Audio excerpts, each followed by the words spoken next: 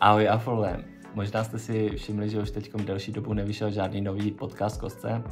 Je to tím, že my jsme sice jeden díl v prosinci natočili, ale bohužel při jeho zpracovávání jsem zjistil, že jsem úplně podělal zvuk, který byl nepoužitelný, neposlouchatelný, byl celý desynchronizovaný a bohužel se to nedalo ani nějak opravit, takže jsme celý ten díl bohužel museli vyhodit do koše. A tak jsme si říkali, že aspoň se co nejdříve sejdeme znova a natočíme nový díl, jenže potom zase bohužel onemocněl Vlastimil, 2 týdny ležel doma s angínou, takže se nám to zase posunulo, ale tento týden už konečně budeme natáčet nový díl, kde se mimo jiné podíváme i tady na Orient Express. A já jsem během toho času, co jsme nenatáčeli, tak jsem si říkal, že bych mohl aspoň konečně zpracovat jeden z rozhovorů, který jsme natočili v Bělundu. Je to rozhovor se 4 designéry Věže Avengerů, je myslím ten český název, neboli Avengers Tower.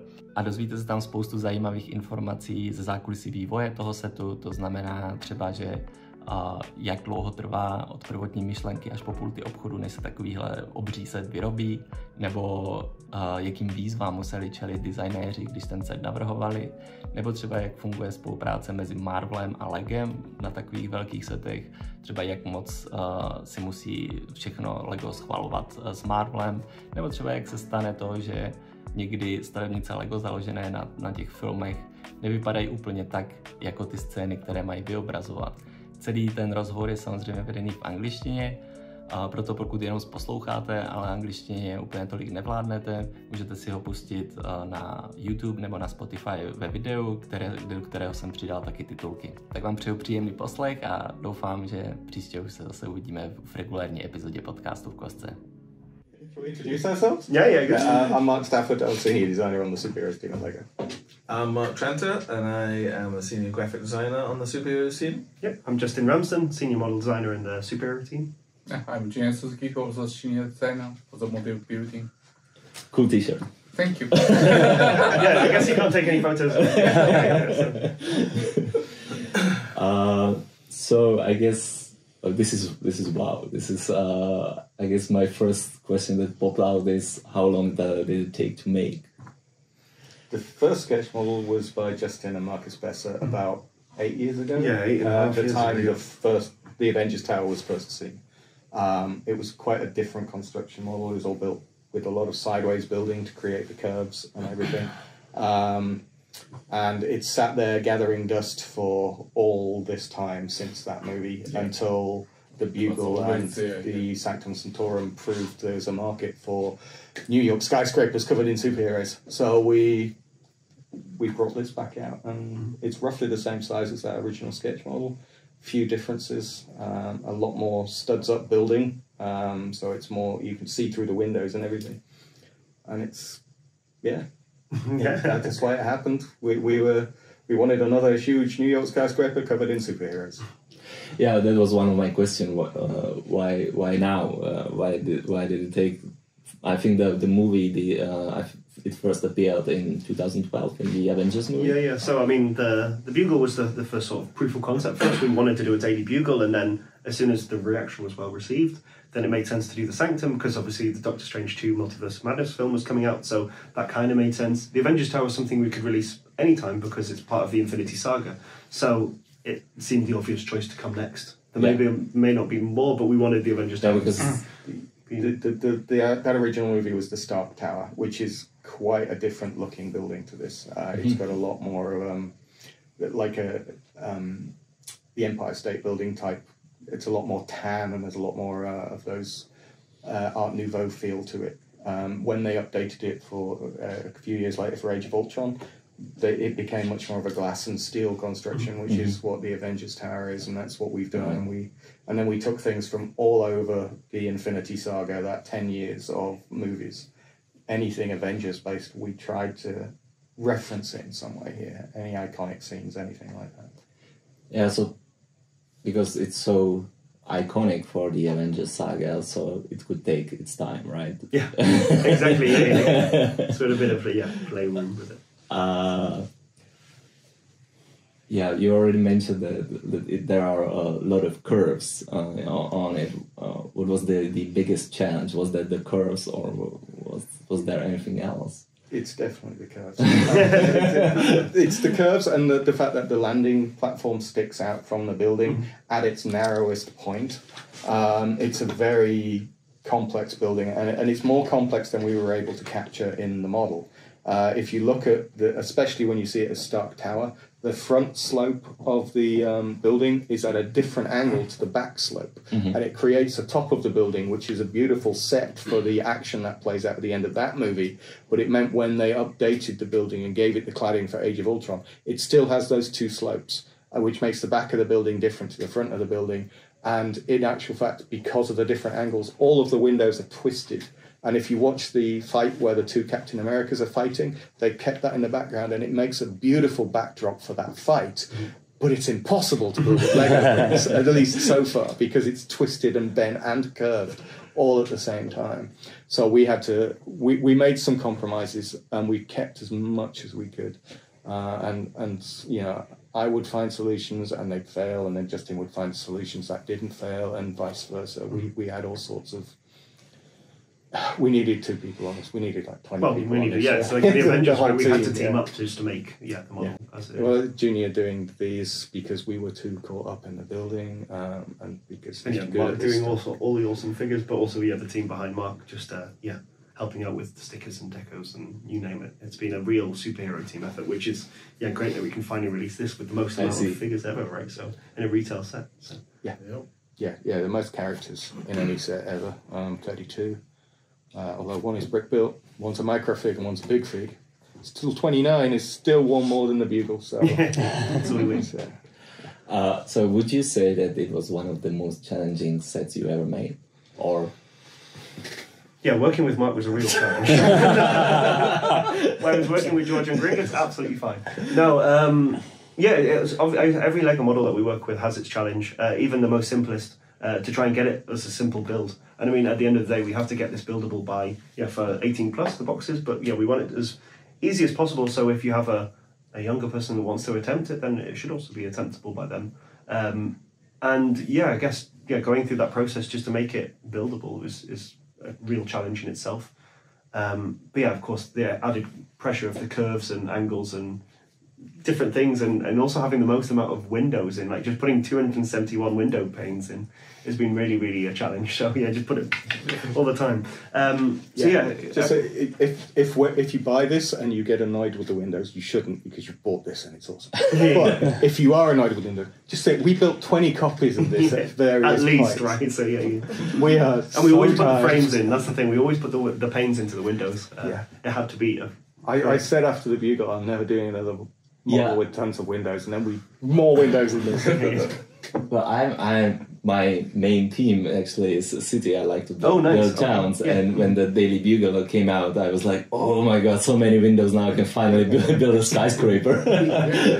Amazing. Well, the cool thing with this is it comes with the new dark grey window frame, which I don't think has ever been seen in the 1x2x3. No, I think this was the first time for this. And also the new black, so the new trans black colour as the window pane. So if you want to make a trans black skyscraper, this is your parts pack. So it's super fun. And the new curved window as well in the trans blue. So the 3 high curved window, which is really fun. 270 up. That's just the window frame window, isn't it? Exactly. We're not including the panel windows or the curved windows on the 65 of those, or some crazy number. Nice.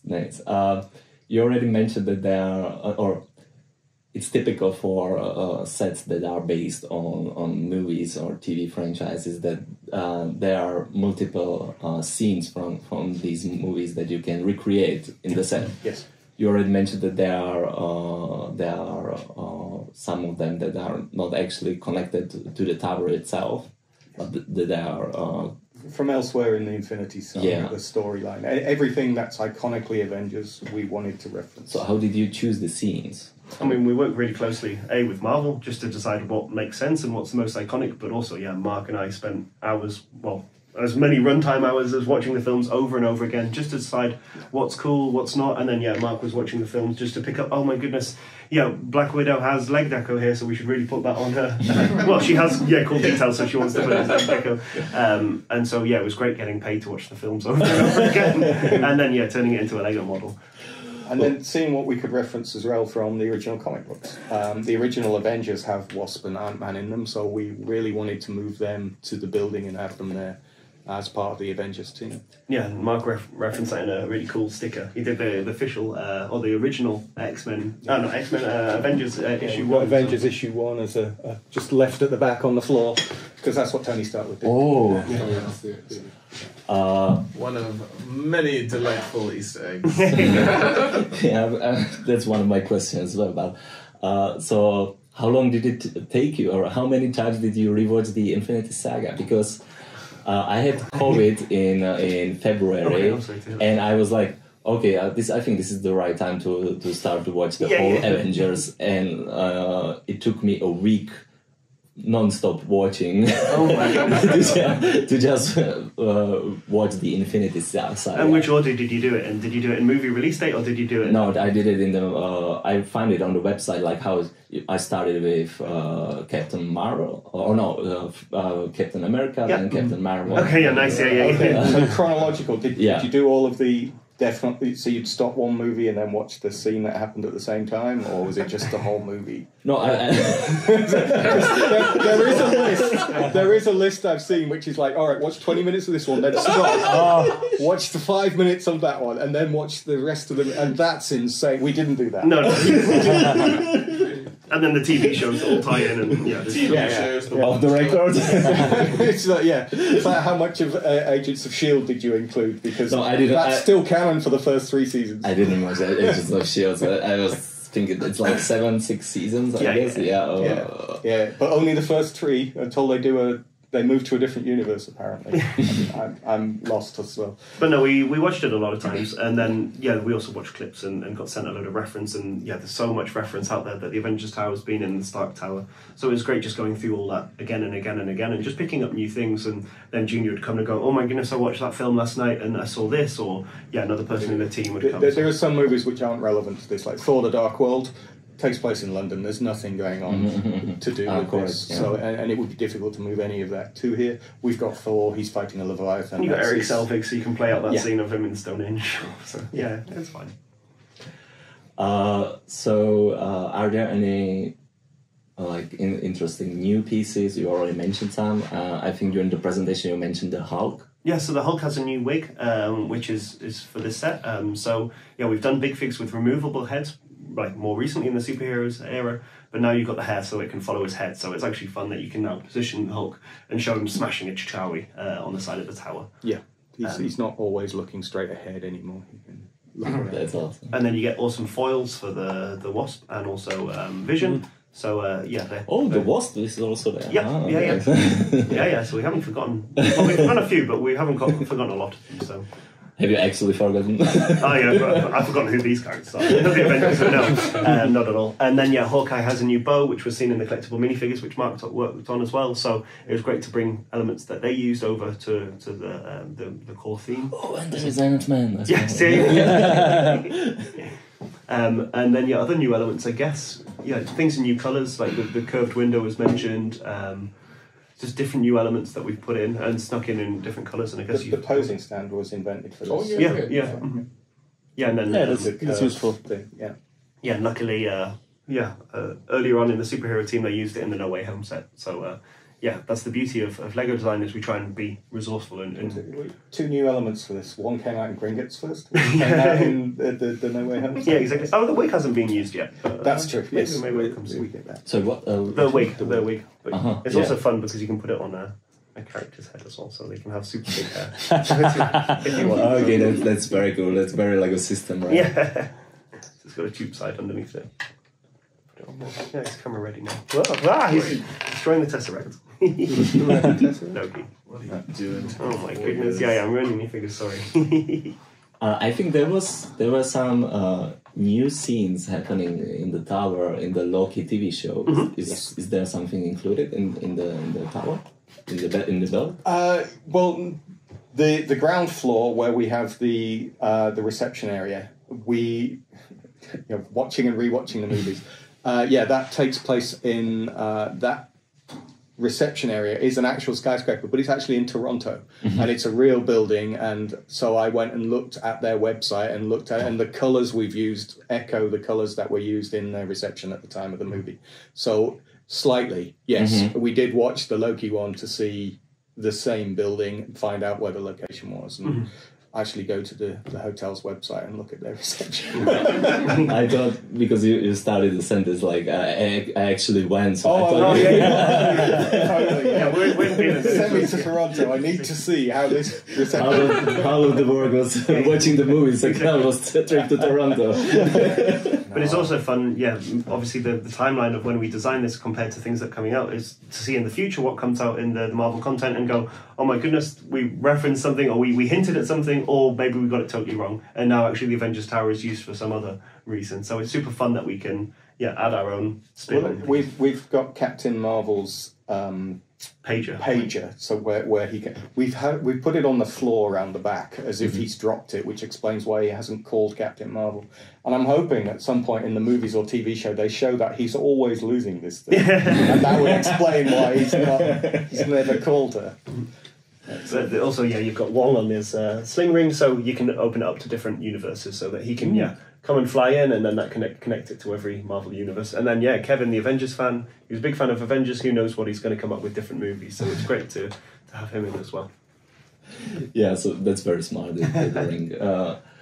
All right, Marvel movies. There are a lot of Easter eggs. You already mentioned the comic book. Do you have any other there for like? Oof, that we want to reveal, right? Yeah. Well, part of the fun is the consumers finding it. But one of my favorites is one of the newspapers we've put in here. Can you? Yeah, it's where is it? It's the prison floor, I think. Yeah. So we've got this newspaper is. It's the one that Tony Stark is reading at the end of Iron Man, and they're like, who is this Iron Man?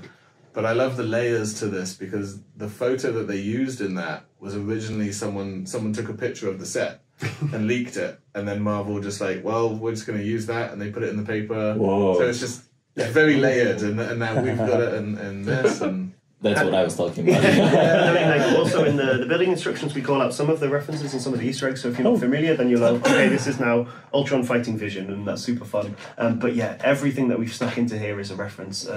I mean, in the waste bin, I really like what we've put pin particles. I mean, there is a little canister, and also the shawarma. So once you've finished it, you can go for shawarma and celebrate with your friends. So that's also super fun. But it's in one of the last bags as well. Yeah, but we put an awful amount of different references, because there's so much reference for us to use. The ones that are in the building instructions, there's maybe 20, 25 or something. I'm not sure. I didn't count them.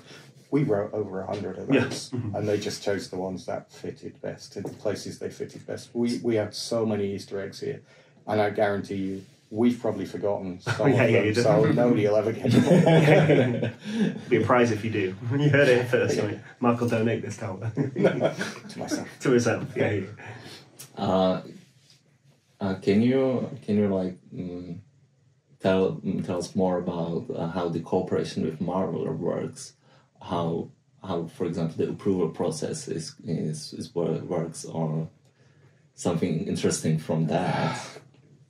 At every stage we are in touch with Marvel, and they are approving things and saying, the very concept of doing an Avengers Tower, we let them know we'd like to do this, and they may have plans. They might have had a movie where they're going to blow this up, so they don't want us to do it.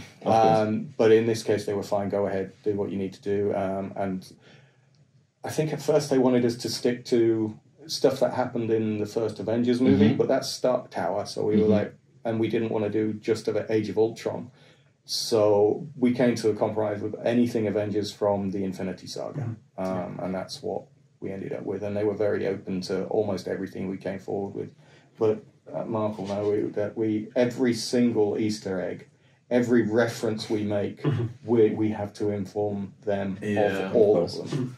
Everything we put in, we have this concise list that we send to them with we have these documents pointing out where all the graphics are and stuff, and we have to have this precise list of every reference that we've put in. So a lot of birthdays and initials are now not in there. Or now comic references. Or references, yeah. And I mean, that's the beauty of it, is we work so closely with them, and creative lead. I mean, Mark and I don't speak to Mr. Marvel, Mrs. Marvel directly. Like we let our design lead know what we've done, and they take that forward, or they show the model, or they show photos of the model. But they definitely have their eyes on it, and vice versa. We get behind the scenes stuff. Yeah, they send us concept art and things, so we get to see some pretty cool stuff as well.